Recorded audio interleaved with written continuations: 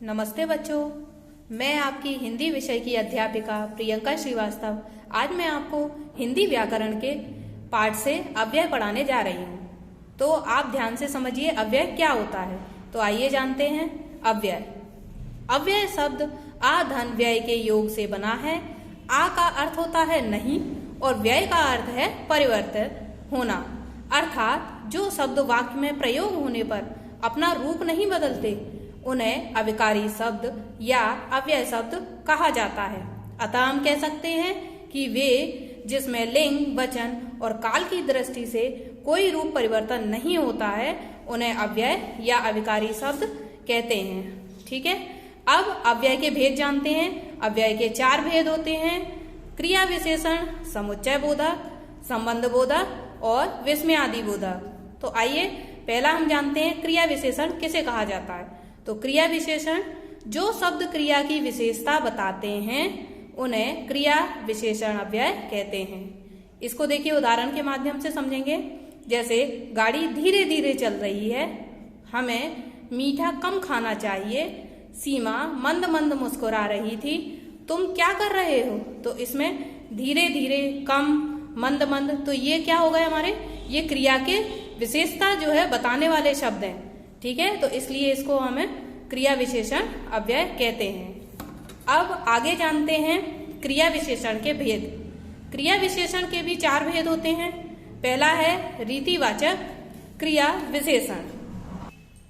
रीतिवाचक क्रिया विशेषण वे शब्द जो क्रिया के होने की विधि अथवा रीति का बोध कराते हैं उन्हें रीति क्रिया विशेषण कहते हैं। जैसे रेखा जोर जोर से चिल्ला रही है, घड़ी धीरे धीरे चलती है, बिल्ली चुपके से आई। तो आप इसमें देख रहे हैं जोर जोर से, धीरे धीरे, चुपके से।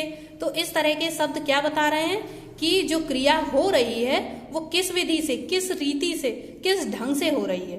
ठीक है, तो ये हमारा हो गया रीति क्रिया विशेषण। अब अगला है परिमाणवाचक।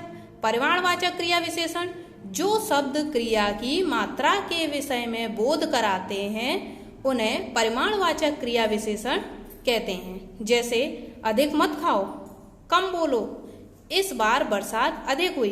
अब इन उदाहरणों के माध्यम से आपको समझ आ रहा होगा अधिक, कम, इस तरह के शब्द क्या परिमाण बता रहे हैं, उसकी जो है मात्रा बता रहे हैं कि किस मात्रा में ये बोला जा रहा है। ठीक है, अगला है कालवाचक क्रिया विशेषण जो शब्द क्रिया के होने के समय का बोध कराते हैं वे कालवाचक क्रिया विशेषण कहलाते हैं। जैसे लक्ष्मी प्रतिदिन पढ़ती है, आप दिल्ली कब जाओगे, सदैव सत्य बोलो और प्रसन्न रहो। तो इसमें आप देख रहे होंगे प्रतिदिन, कब और सदैव, ये जो है काल के बता रहे हैं कि मतलब ये जो क्रिया हुई है वह किस समय हुई है।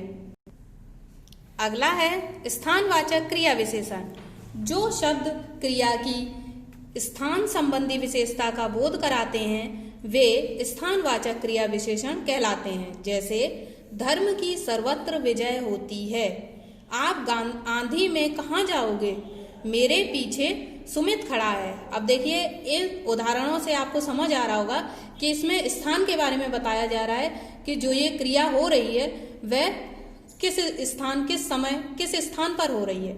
ठीक है, तो अगला है समुच्चय बोधक। तो आइए अब जानते हैं समुच्चय बोधक किसे कहा जाता है। जो अव्यय शब्द 2 पदों या 2 वाक्यों को जोड़ने का काम करते हैं उन्हें समुच्चय अव्यय कहते हैं। अब देखते हैं कैसे मतलब वाक्यों को आपस में जोड़ा जाता है। जैसे कि, किंतु, परंतु, क्योंकि, अथवा, मगर, एवं, तथा आदि। अब देखिए इन शब्दों का कैसे हम वाक्यों में प्रयोग करते हैं। पहला, रामायण और महाभारत महाकाव्य है, मैंने पूरी कोशिश की लेकिन सब बेकार गई, मोहन ने या श्याम ने मेरी पुस्तक चुराई, माँ ने कहा कि तुम मत जाओ, प्रथम प्रश्न कीजिए अथवा दूसरा।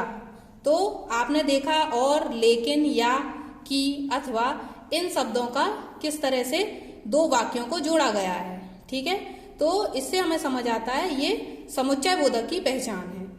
अब अगला जानते हैं संबंध बोधक। संबंध बोधक किसे कहते हैं? जो शब्द संज्ञा या सर्वनाम का संबंध वाक्य के अन्य शब्दों से जोड़ते हैं उन्हें संबंध बोधक अव्यय कहते हैं। जैसे मेरे स्कूल के पास मंदिर है, मीरा के बाद कृष्ण कृष्णा जाएगी, छत के ऊपर बंदर बैठा है, सुरेश की अपेक्षा रमेश अधिक बुद्धिमान है, तालाब के आगे शिवजी का भव्य मंदिर है। तो ये क्या है, आपको समझ आ रहा होगा कि संज्ञा या सर्वनाम का जो है संबंध वाक्य के अन्य शब्दों से जुड़ रहे हैं और कैसे ये शब्दों के बीच आपस में संबंध बना रहे हैं। ठीक है, अब आगे जानते हैं हम विस्मयादि बोधक। विस्मयादि बोधक जो शब्द हर्ष, शोक, भय, घृणा तथा विस्मय आदि भावों का बोध कराते हैं उन्हें विस्मयादि बोधक अव्यय कहते हैं। जैसे उफ, हाय, अरे, वाह, छी छी, हट, हे, शाबाश आदि। ये वे शब्द होते हैं जो विस्मयादि बोधक अव्यय कहलाते हैं। जैसे इसके उदाहरण से समझते हैं, जैसे छी छी, कितना कीचड़ है, वाह क्या छक्का मारा, उफ कितनी गर्मी है, क्या खूब बहुत सुंदर नृत्य किया, हे राम यह क्या हो गया। तो इस तरह से आपको समझ आया होगा कि विस्मयादि बोधक अव्यय किसे कहा जाता है। तो स्टूडेंट, आपको समझ आया होगा कि अव्यय क्या होता है, इसके कौन कौन से भेद हैं। ठीक है, आशा करती हूँ आपको ये अध्याय समझ आया होगा। धन्यवाद। नहीं बता, चलो मैं देख रही हूँ, 1 मिनट। अरे ये क्या हो गया, बनने लगे, हटा।